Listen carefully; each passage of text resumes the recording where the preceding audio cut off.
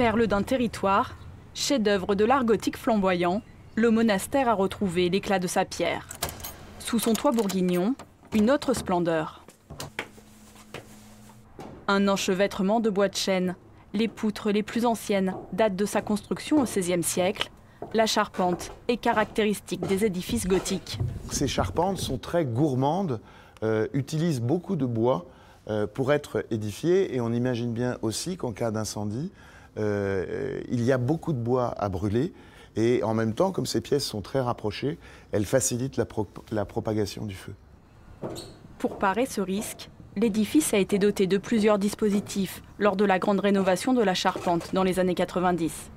Des cloisons coupe-feu, des colonnes d'eau pour les lances à incendie, dernier équipement depuis l'an passé, des détecteurs de fumée ultrasensibles. Nous avons ce qu'on appelle des linéaires, c'est-à-dire un capteur qui émet un rayon infrarouge.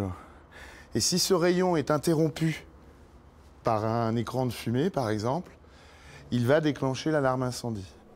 Le monastère a achevé une phase de restauration il y a 1 an.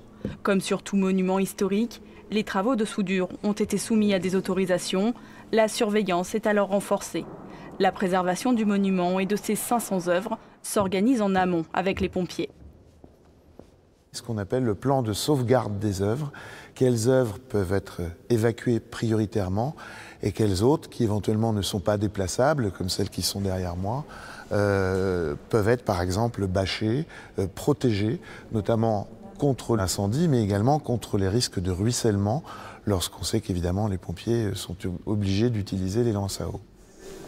Vendredi prochain, les pompiers effectueront leur repérage dans le joyau de Marguerite d'Autriche, épargné par les destructions et les flammes depuis 5 siècles.